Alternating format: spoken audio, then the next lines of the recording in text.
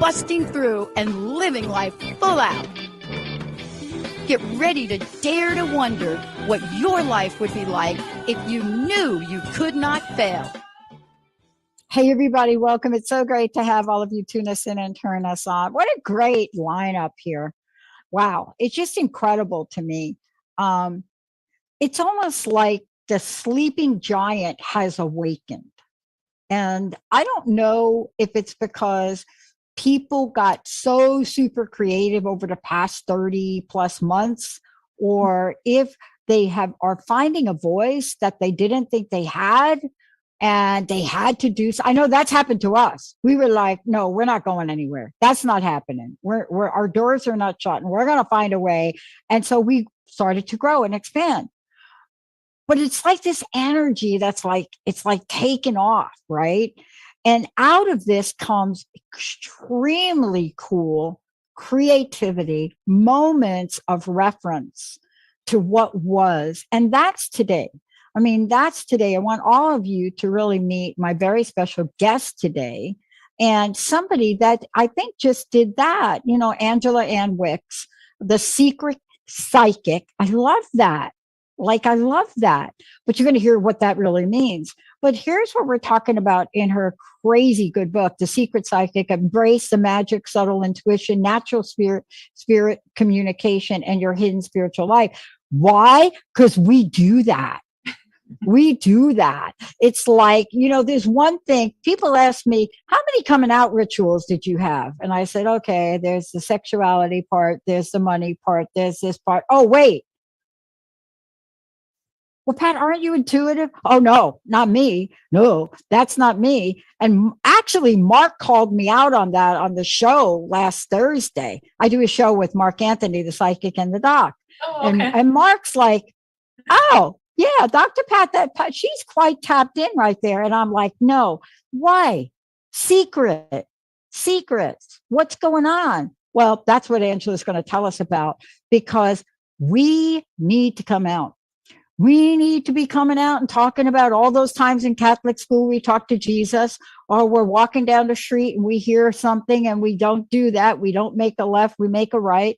But look at this. This is Angela. She's the editor for Body, Mind, Spirit Titles, Llewellyn Worldwide. Llewellyn. I got to talk about Llewellyn a minute. I just have to have a moment. I've been doing this 20 years. And I get books from every publisher, pretty much, almost every publisher. There are a couple that don't send me books. They don't think I'm interested, but I am. But I went into the office, I think, when was it? About 4 weeks ago. And I got this giant box of books, and I opened them up, and we go through the books and I review all the books. And on the left, I put the yeses, and on the right, I put the no's, and then there's a pile of maybe. And how do I make that decision? It's in the moment I'm in. By the time I was done, the entire box of books was in the yes pile. Linda went out of her mind. She called Daniel, our producer, and she said, did you have the piles mixed up? Are you sure that's Pat's yes pile? And they were all from Llewellyn. And you know, what's interesting about this is that it's not just that publishing company. There are so many inner traditions. I mean, there's so many out there now that are willing to take the voice of people like Angela Ann and say, you've got a powerful message. We're going to support you in that. Angela, great to have you here. Thank you for bringing me on. I don't think I made this up, because I have been doing this 20 years. I've done more interviews than I could even imagine. I've read more books. I read everybody's book. But I'm noticing something. I'm noticing how messages like yours are now getting their due time. How do you feel about that statement? I think that it's really true. And what you were saying before also, of just, I think broadly, people are starting to realize, oh, it's not just like that psychic that I've seen on this show, or this person who does professional psychic readings. It's actually me too, who I'm just an average person, and maybe I'm actually getting these messages and it's a real thing. So I think people are becoming much more aware that this occurs for the everyday person. And also, to the point that you were saying, over the pandemic, people became very inquisitive and self-reflective. Yeah. Just from a publishing standpoint, I know that our readership did increase during that time, which makes a lot of sense because we all literally went inside. Yeah. Literally and metaphorically. And I think that self-reflection, you start having all these realizations, and it's just waking people up. I also noticed what publishers and, are more open to now. And, I've done more shows recently on, for lack of a better word, on metaphysical, which is herbal medicine, cannabis. I mean, I've done more shows that would have been so taboo. Yeah. And so why is that? It's because publishers are willing to publish them.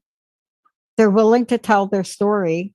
Maybe they've had a change of heart. Maybe they've had a change of management. It doesn't matter. But these books are really filling a gap that the public wants, right? Just like your book. I want to ask you this question. You don't write a book that's called Secret Psychic because you wake up one day and say, hello, I'm just going to be all about this. No. So I got to ask you this question because I know it's in there. And by the way, that's not the only title. It's we're going to talk about embrace the magic of subtle intuition, natural spirit communication, and hidden spiritual life. So this is a big show. But what happened? What challenges? What obstacles, Angela, did you have to personally overcome to get here talking here in this very moment about this topic? These topics have really been a part of me since I was a kid. And I have always been really introverted and also very shy. And I've been kind of a person that really tests the water to feel people out, to feel situations out, to make sure it's safe for me to share about whatever situation, also about who I am, to make sure that I'm not going to get in trouble or be judged or whatever it might be. And that came into play in this side of myself that was experiencing subtle abilities, my spiritual interests that I had, all of these internal explorations that I really wanted to talk to other people about. But in feeling out the situation and testing the waters, I never really felt like there was a safe space for me to voice this side of myself. Yeah. So for a very, very long time, I explored on my own. I read a ton of books. This was before the internet. And it's crazy that I can say that because it makes me feel very old, but before the internet. So the library was my resource. I would find whatever I could in that way and just absorb people's stories, dive into the exercises, and try to nurture myself in that way, because this was such a strong draw for me and something that was so powerfully an aspect of myself that I knew I needed to explore. So there was just that strong sense of alignment, and also just that secrecy, because I knew just from subtle messages that I was getting from society and from other people around me that it wasn't okay to be sharing these types of things. So it was secret for a very long time for me. And it wasn't really until I was in my 20s, almost into my 30s, where I started taking classes and actually meeting up with people who also had these interests and starting to feel like I could talk with other people and learn in public. And then when I got the position at Llewellyn, that just blew the doors off, where it's like, oh, I'm in a community now. So. The reason I asked that question is, when I had a bunch of serious life things happen to me, and let's talk about them in the context of your book. And there were so many catalysts for change. And, astrologers like to look at my chart and they say, oh, that's because Uranus was like in your house career. So that's their explanation. But what I do next, or what I had done next, I didn't really think very hard about. I just did it. But when I graduated from my program down at Claremont,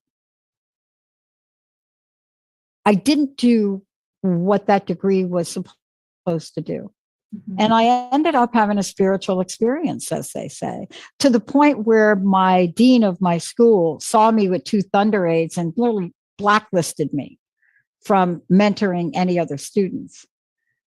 That's why I love this question, because this is really a coming out party for so many people to own their spirituality, mm-hmm. to own their idea of talking to spirit, to own their secrecies about this.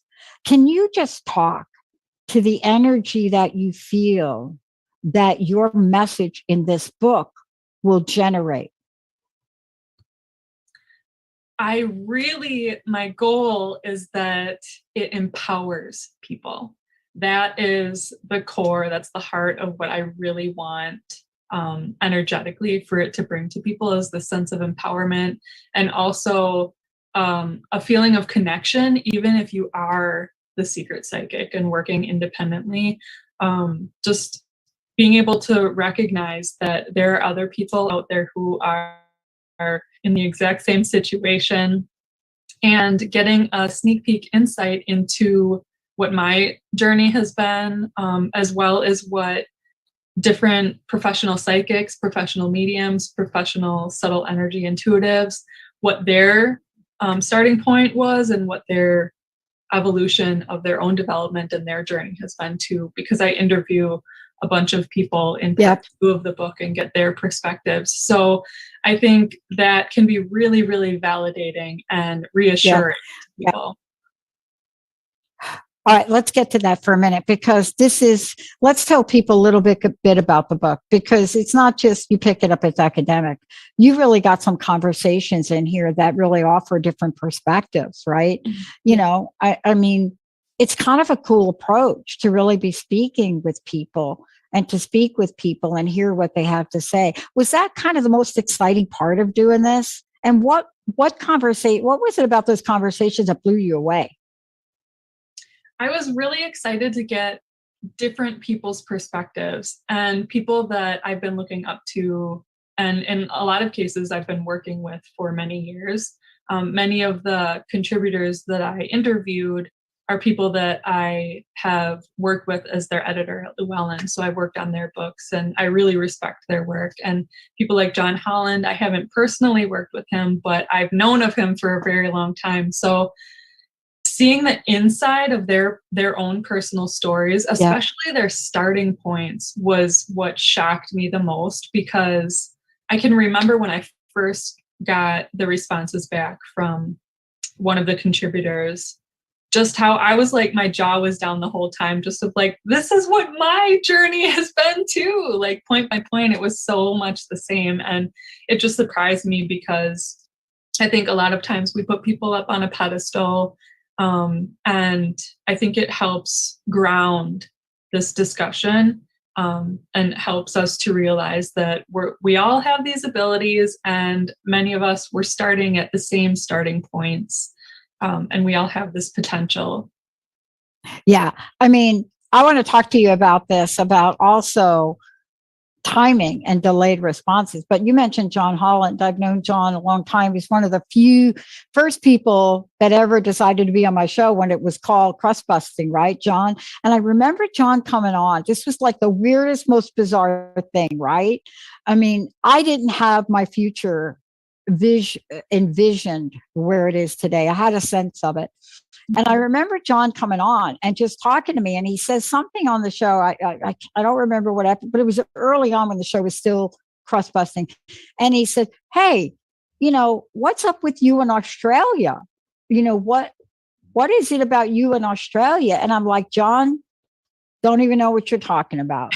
I have no interest in Australia. He says, I'm telling you, in the next 6 to 9 months, Australia, Australia, Australia. 6 to 9 months, right? Out of the blue, a network in Australia. Shout out to Sean. Sean, I'm going to shout out to you. Sean Eisen owns a mega network in Australia. Somehow says, hey, do you want to start sending me shows? Now, we have been sending shows for a good 15 years to Sean. He plays these shows on 45 travel things and then distributes them to I don't know where. That was the first. The second was I get a message from Olivia Newton-John's PR, Michael person. Would you like to interview Olivia? And I stepped back and I said, oh my gosh. Wow. Right? Yeah. And it continued. One of our amazing hosts, Sarah Main, Australia, worked with him. But sometimes we get the vision, but we don't see the action right away. Have you gotten that in your stories? Have you heard people talk about that? Definitely. And a lot of times for me personally, that is how messages play out, is that I don't understand what they mean initially. But I always say, as long as you let spirit know, like, okay, I'm open to hearing more. I don't quite get it, but keep going. they'll keep feeding you the message in whatever ways that they keep tweaking for it to hit. There's one example that I give where I heard from a grandparent about a week after he passed away. And I didn't understand what I was seeing, because what I was seeing was him on a throne and there were all these flowers all around him and lots of people. And he was such a humble person that I was like, him on a throne, that's really bizarre. But okay, I guess everyone is celebrating in spirit that he's back and they're happy. That's cool. But then it kept coming back to me, like throughout the following week. Occasionally I would just get flashes and it was like someone would be putting it like right in my face, like, look at it closer, look at it closer. And I started seeing like, oh, it's more like a parade float. And then it was like, wow, there's so many carnations. Like, what the heck? Carnations are such a cheap flower. Why is it carnations? And then one night I was like, dang it, I'm going to journal. I don't know what this is. And so I was just like, just jotting things down of what I'd been seeing. And I wrote down that I was seeing things from the sidelines. And then all of a sudden I wrote, it was like a homecoming, like a football homecoming. And I just stopped and I looked at it like, oh my gosh, homecoming. And one of the things that I always associated with him was football. Like, that's what I always saw him as, because he loved it so much. And so that was his message. It was homecoming. It was this football theme. And then he was also homecoming. So it just shocked me, but I didn't understand that at first at all. And it just kept popping up. And eventually, once I sat with it, the meaning came to me. Wow. Angela, one of the things I love, I want to talk to you about when we come back from break. I was surprised, but I wasn't surprised about the way you've written the book. And I just want to talk about it a minute and then we'll go to break. And what I mean by that is, when I looked at this originally, and it's really what drew me to it right away, I started to look at how you are communicating and teaching us about this.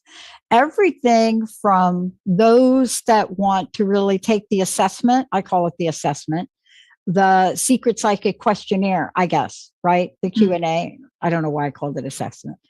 But everything from that to feeling some of the emotional pain, as you described, Amy, right? Mm-hmm. And you take us on this beautiful journey of both, your personal insights, life path, callings. And then you introduce us to really how to identify symbols, how to look at things like that.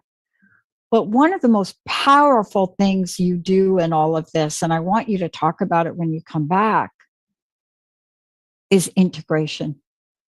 How to integrate it all whether it's sensory, whether it's symbols. How do we put it together? And what if we are getting messages from our loved ones? What are the symbols? What if we're drawn to things and we don't know why?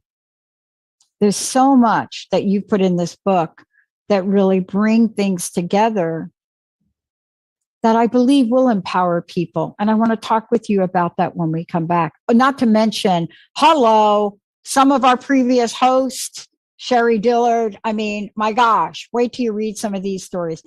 How do we find out about you? How do we get a copy of the book? Let's get people to do that right now. You can find me on Facebook and Instagram. My handle is Angela A. Wicks. And then my website is www.angelaann.wix.com/arts. I love it. We're going to take a short break. When we come back, get ready to take the journey beyond symbols, touching the heart, and how to put it all together. But more importantly, the secret psychic is going to help us understand how we trust this. Stay tuned, everybody. We'll be right back. All clear.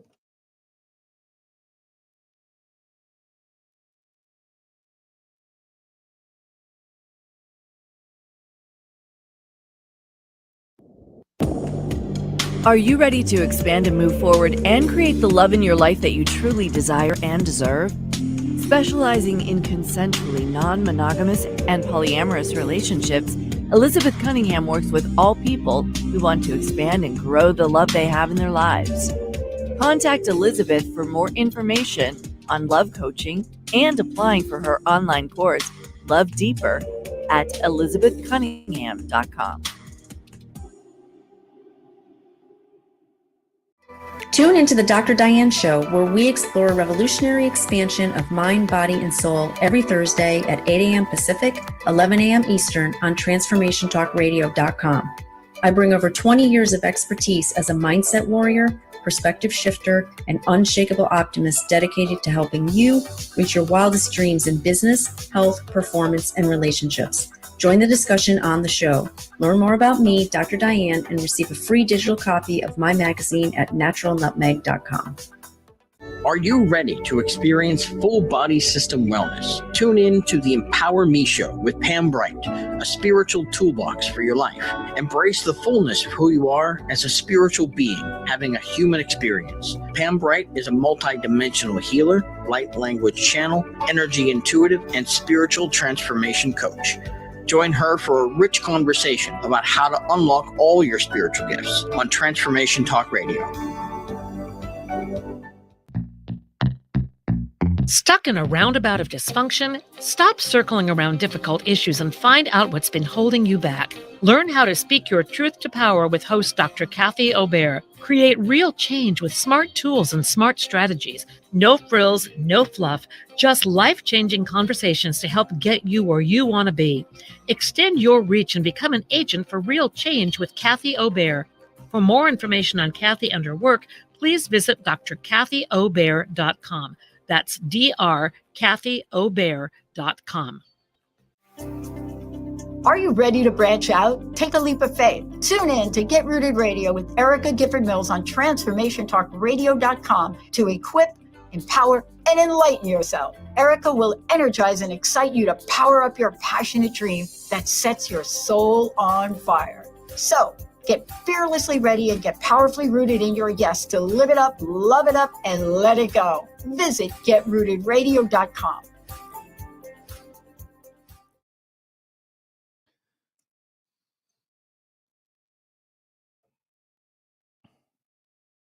Ready to come back?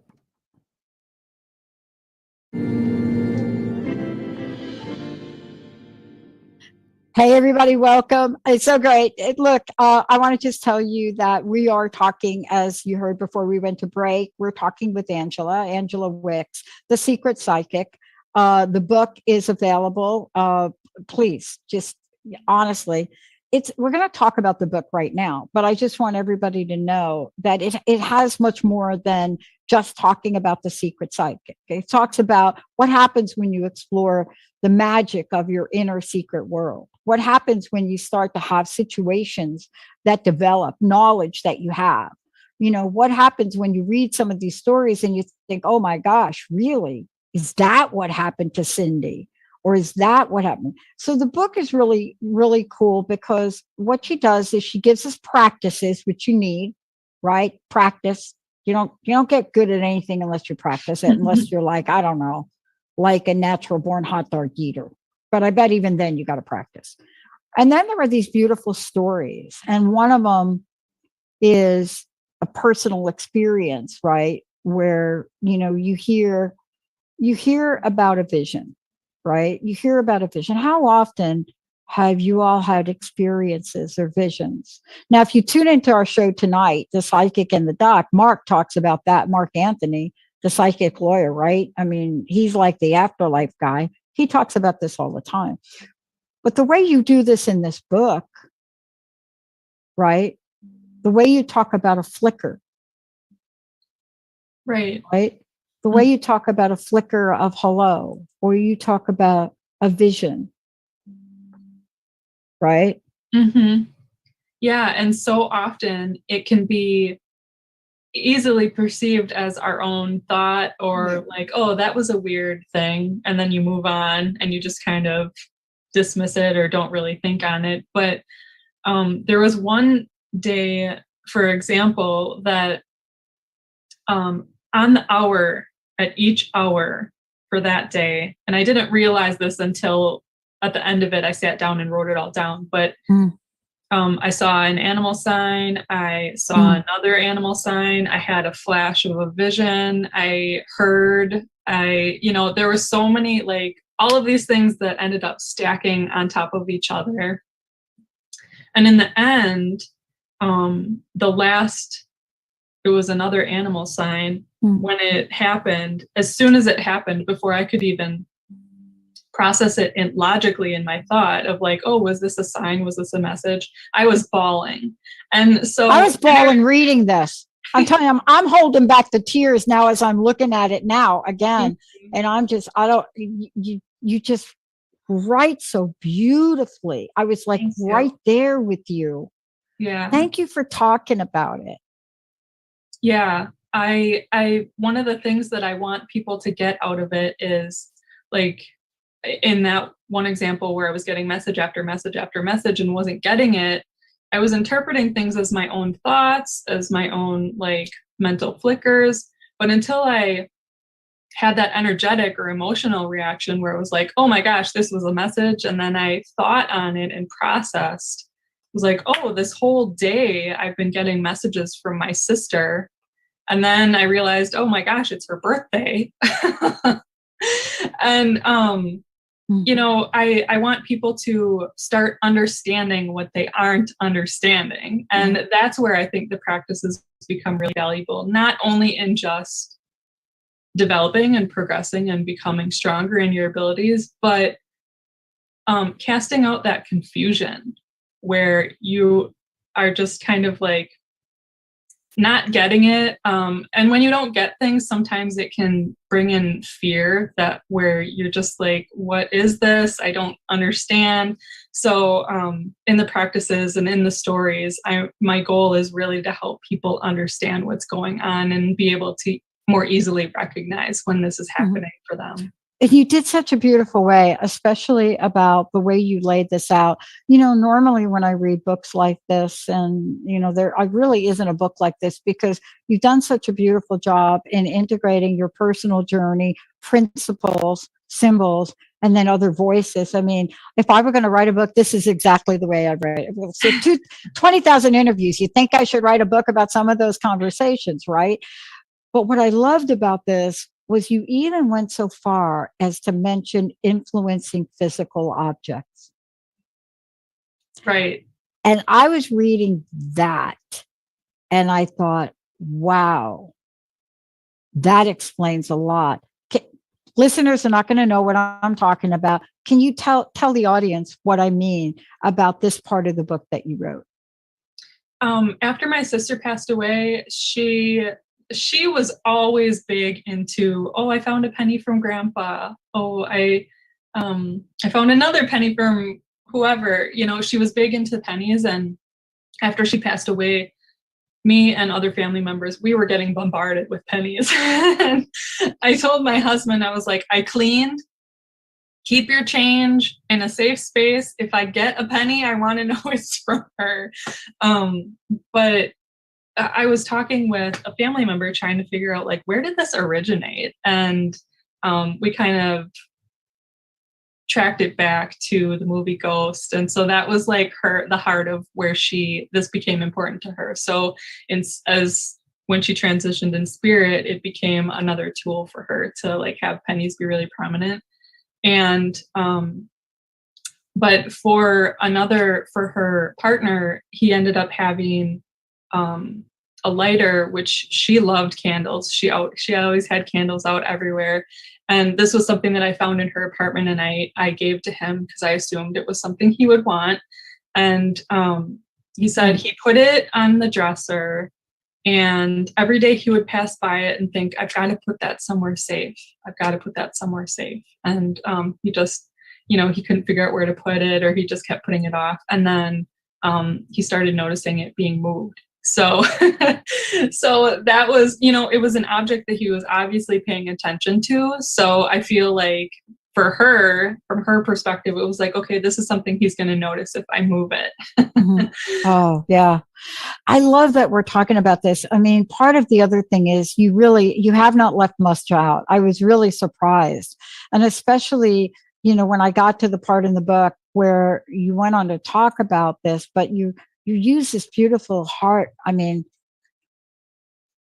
I was reading through the book and I thought, oh, wait, she's still talking about Amy. The richness of what Amy wanted you to share. The richness of this story and how enlivened and enlightened it is. I mean, when I got to the part about channeling and divination, I get asked a lot, where did you study from? I mean, what broadcast? No, I dialed the wrong phone number. That's why I'm like here now. Okay. But when I get behind the mic or headset or whatever you want to call it, something happens. And I don't know if it was Benny or one of the other producers said to me recently, geez, you're like talking about your mom a lot. Can you help us understand? One, people get really afraid of this. They want to shy away from it. They get afraid of the spiritual connection that channeling brings. But the way you talk about it is really cool. Can you talk about the energy of this and how important this is now? Because I think the electromagnetic frequencies are like crazy. And I think the ability to get more of this, not less of this, is happening. I don't know. What do you think, Angela? I think in terms of like the secret psychic, yeah. One of I lay out all of the fears that to me are the reason why we remain secret. And one of them would be that historically, religious traditions have persecuted or made it even illegal by law for the everyday person to have insight or wisdom or even perspective that they haven't gained from like a priest or the clergy or from people who are higher up in the religion. And I think that is a big piece of where people have this fear around channeling, because when you are channeling, you're directly tapping into spirit. You're directly connected with family, friends, or just that greater energy. And there's no middle person. You're directly accessing that information. And so I think that is one of the key reasons why people have that fear. And then you even go on to say something really cool. This shows up in the show we do at 4:00 today, 4:00 Pacific with Mark. And it's the one that the connection might be too painful. Right. And I remember this because Linda's my best friend. She's producer. She's actually like, why you're here. And she comes to visit. Her family took me in. I really was homeless at 17. And the universe, God organized me to meet Linda, her mom and dad, and they became my family. I was so close to Joan and Bjorn. But Joan had a lot of dragons and dragon lamps. Linda has them too, but she had these two beautiful dragon lamps. And I had said to her, I love those lamps. And she gave them to me. They're beautiful. She passed away. They were in my bedroom. And Linda and I were in the other room, and we must have been like nitpicking a little bit. I don't know, maybe arguing. Mm-hmm. Heard a crash. Loud. And we're like, oh my God, did the furnace explode?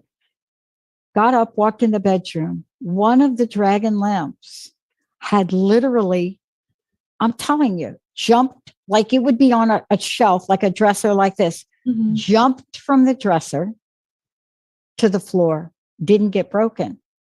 Wow. Didn't get broken, not a single thing. And we asked ourselves this exact question. What does Joan want us to really be talking about here? What is the message? So many opportunities, Angela, right? Mm-hmm. And doesn't your book give us permission to explore them?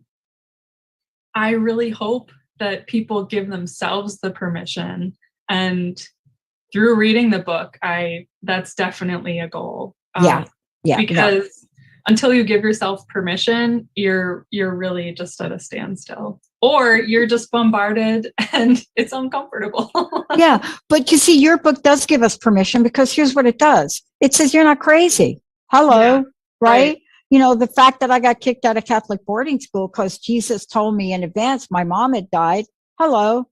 I went to therapy for like 8 years on that. Mm-hmm. But your book allows us to say, hey, wait a minute. This happened. I want to ask you this, take a short break. I want to ask you this. What was the most like aha part of this book? When you sat down and you type it away, you said to yourself, I cannot wait to write about this. Don't tell me now. Hold on to that. But how do people get a copy of the book, and how do they find out about you? At my website, www.angelaann.wicks.com/arts. And get the book, right? Get the book. Okay. So when we come back, we're going to ask the secret psychic like secrets now. We're going to get at the secret part. Stay tuned, everybody. Benny, we'll be right back. All clear.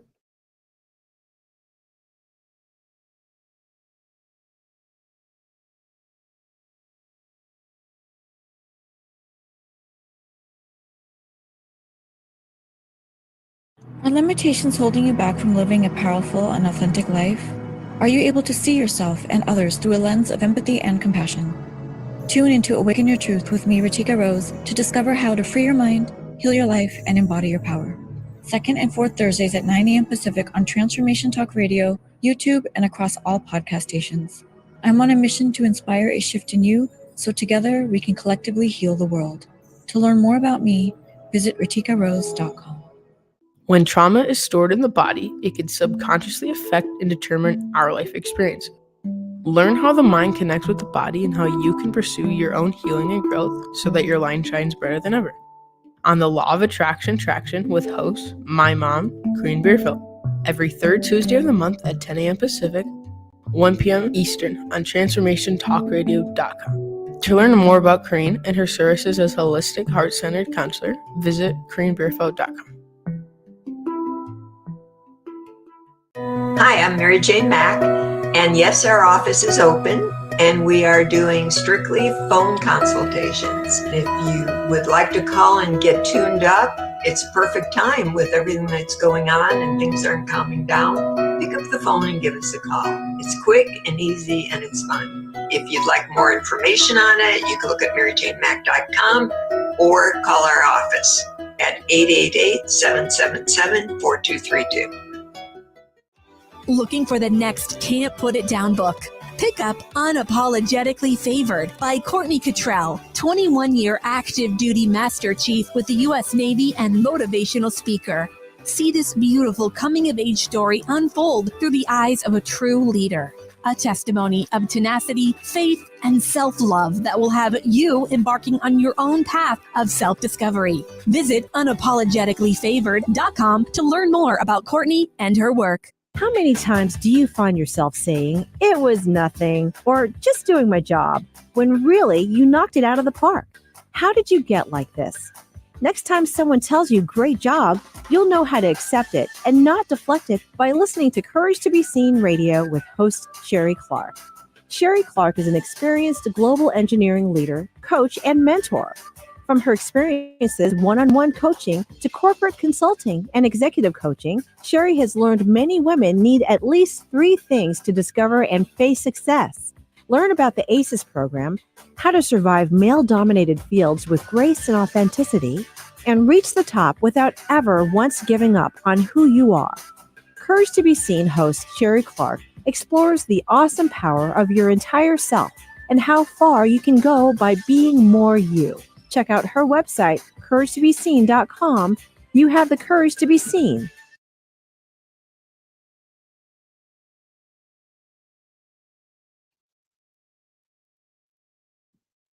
Ready to come back? Welcome back, everybody. Welcome back, Angela A. Wicks, The Secret Psychic. It's really just love this book. I'm not going to get to all of it, but I want to just jump ahead and just let everybody know that really, if you want to find out more about this, go to Angela. Angela, let's get them over to your website again. Please do that. It's www.angelaann.wix.com/arts. Actually, beautiful website. So let me just talk about this. When you go there, yes, you're going to find the book, but you're going to find artwork. It's beautiful. It's a beautiful website. So I just want to just share more about Angela for a minute, because this must be like secret too. This has got to be like a secret. So we didn't even talk about the secret. But when you go here, you're going to see all of her artwork, her books, her writing, all of this. And when you come out and you are this person, and then you decide, I'm going to come out the secret psychic. Now I got to ask you, tell us some secrets from the secret psychic that I didn't talk about in the book. One of the things you mentioned, what was so surprising. So Yes. Some of the things that felt so good to get down on paper and that kind of clicked in as I was writing, were secrets that I kept as a kid.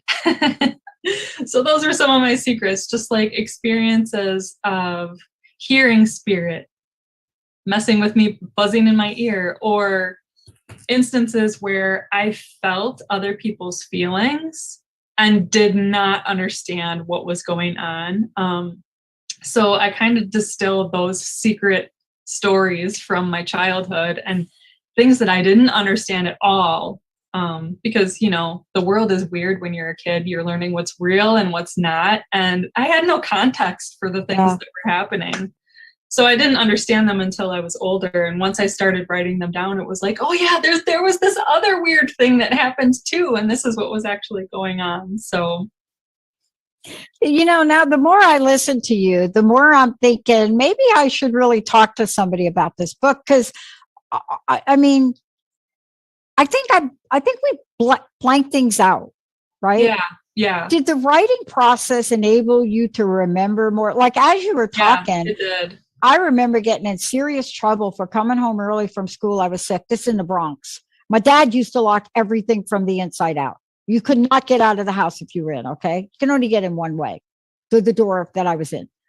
Everything was locked. Everything was locked. There were no keys. Couldn't get out once you're in. This is the guy that also cemented the green grass. But I remember coming home and I walked into the basement where we had us girls slept downstairs. And I walked in and I saw 3 people, all in like brown sepia, a man with the hat, old school, like funky, a woman, funky, and a young girl. They look so real to me. I went screaming at the neighbors. They called the police, surrounded the block. Everybody comes in. There was only one way in and one way out. Nobody in the house. Wow. I got punished for a month. Oh my God. And of course, sent back to Dr. Jacoby. But see, these are important things to share with people, Angela. I want to ask you this next question. You interviewed a lot of people. I mentioned, really great people. Any stories from them where you said, really? That for real?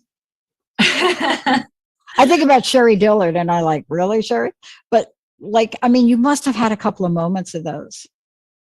The one that surprised me a lot was Cindy Dale. Cindy. I just see her as someone who is so open and is so aware of her abilities. And, she teaches to so many different people. She travels all over the world. And I was surprised by her backstory and how much she struggled as a kid. Yep.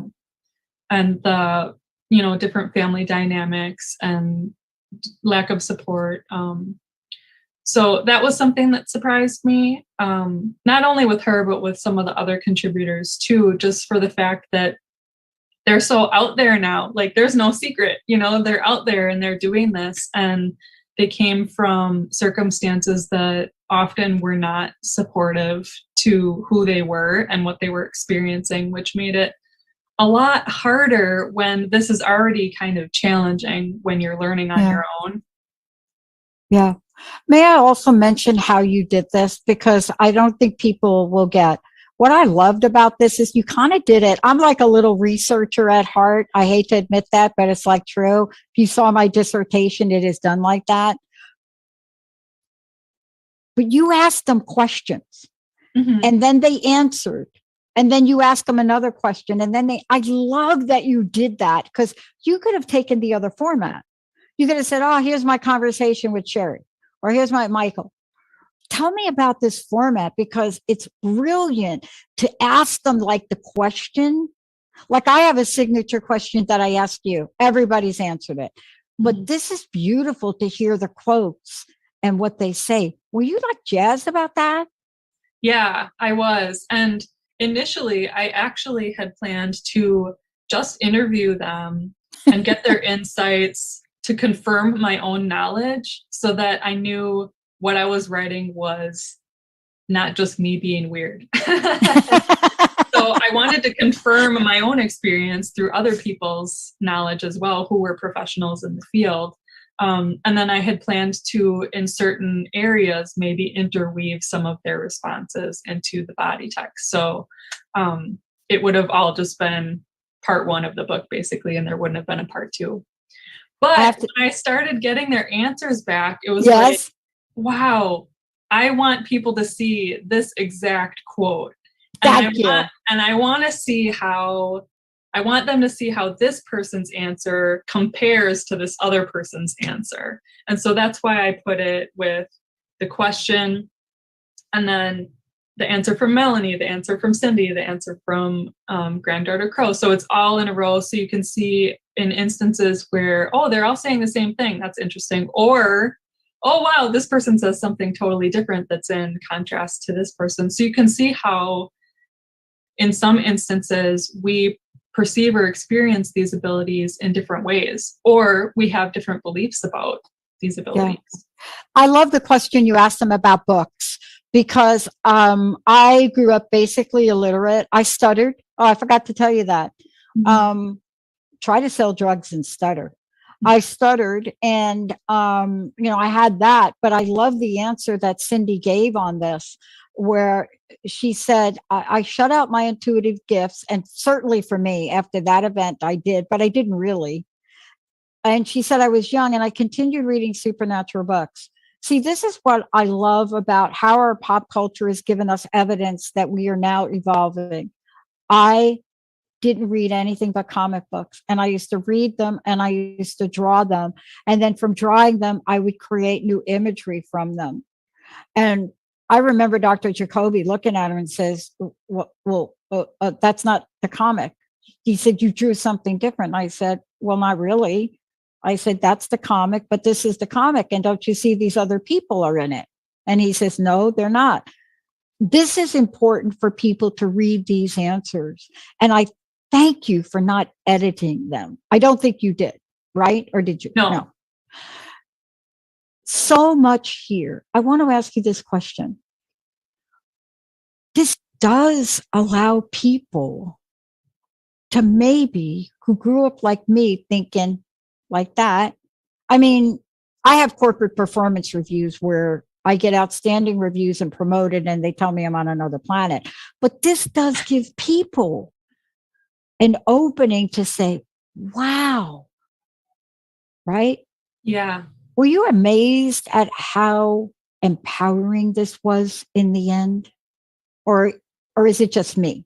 I was surprised by how impactful those interview responses were for me. I was interested and I was curious, but I was surprised at how personally validating it was to see all of their responses. I got to go to Sherry. And this is my last question because it really brings it together. I think Sherry, I mean, so many great things, but Sherry said something interesting in here.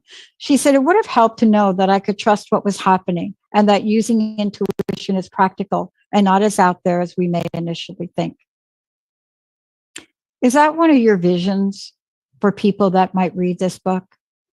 Is to help them trust? Yeah. Yeah. And to know that what they're experiencing is normal.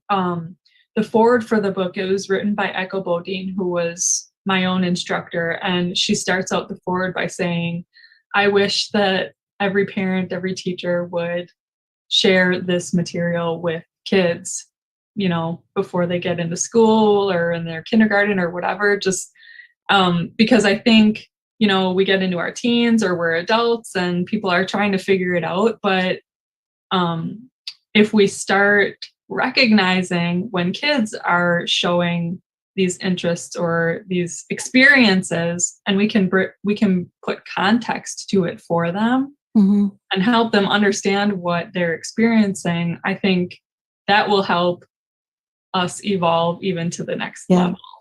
I can't thank you enough for, you can still be secret psychic. That's okay. That's cool. Yeah. But I don't think you're going to be a secret like as you were.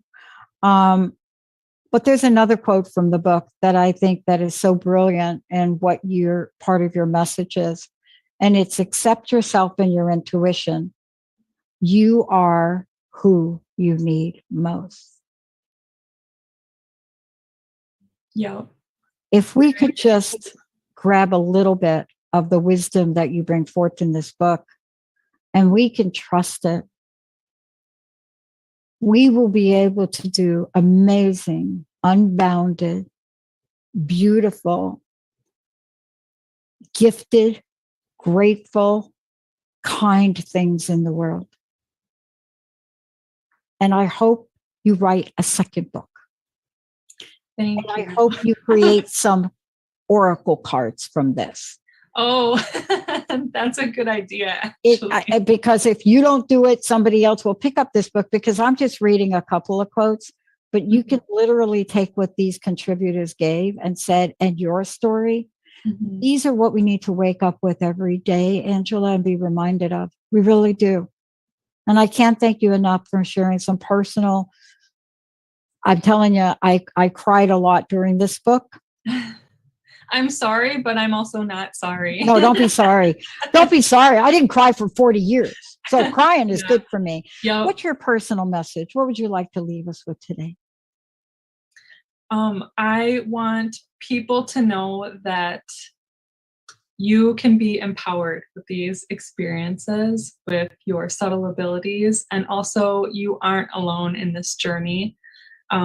It's fine to stay secret in it forever or just for now. And once you start feeling like you want to share with other people. I get into that in the book for how you can do that in a really safe and secure way. So I hope that you have joy in these abilities. And I want to mention, if I could, thank you for that message. This is not the only book you've written. There are other books. There are other things on your website. How do people contact you if they want to email you, perhaps ask you a question, any of that? I have an about page on my website, and there's a contact form there. Sweet. And I also do review my direct messages on Instagram and Facebook. Thank you so much for everything you're doing. Thank you for really opening a door for so many people that are painfully suffering with their gifts and talents. Thank you, Angela. Angela Ann Wicks, I'm Dr. Pat. I want to thank all you all for tuning us in, turning us on. Again, please take a look at this book. It's available on Amazon, by the way, and you can get the hard copy and you can get the Kindle. And I'm hoping like maybe she'll do an audio version, but I mean, if she needs help with the studio, we can help her with that. I just keep giving you more stuff to do. Yep. I gotta have the audio version.